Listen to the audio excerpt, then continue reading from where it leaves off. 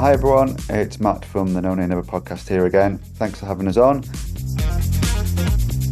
Very disappointing, and it's been such a come down after the amazing season we had last year in the Championship. I don't think anyone could have predicted that it would have struggled as much as we have at the start of the summer, and to some extent even at the start of the season. We wouldn't have predicted how many new players company would have brought in and how much it would have changed the bulk of the starting 11 that won the Championship last year. His team selection, his subs and his tactics have shown real naivety off the pitch and a real lack of experience and leadership on the pitch, with the few seasoned Premier League players that do remain in our squad being left mostly on the sidelines in favour of more young, inexperienced players. There's been some glimmers of quality and good moments from some of the new faces. Koleosho before he picked up an injury, Odobert, Sander Berge, who we brought in from Sheffield United, Lyle Foster when he's been available, and our January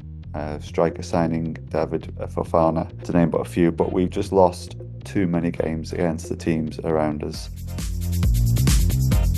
There is a school of thought that it's not must win until it's mathematically the case, but with only 13 games left and anywhere between 8 and 12 points to make up depending on the outcome of Everton's appeal and any further points deductions for Everton and Forest, we've simply got to get wins on the board, and Saturday should be one that we're looking at as a chance to get 3 points. Is kind of throwing things up in the air a bit, really. Are we more confident going into it with the new manager? Well, it's an unknown quantity. When the news broke of Roy Hodgson's departure, our hearts dropped a bit because you quite often see a new manager bounce from many clubs, and we could see that this game was going to be the real first opportunity for Palace to get that new manager bounce if they were going to happen. Players are obviously going to be able to prove themselves to the new boss, and with yourselves only being 5 points off the drop, he'll be targeting this as much as we are as one to get 3 points out of and put a bit of distance between you and the relegation zone. Hodgson always seemed to do well against us. He beat us at our place early in the season, but maybe this is a chance for us to get something before the team have adjusted to Glasner's way of playing. So mixed feelings about that one, really.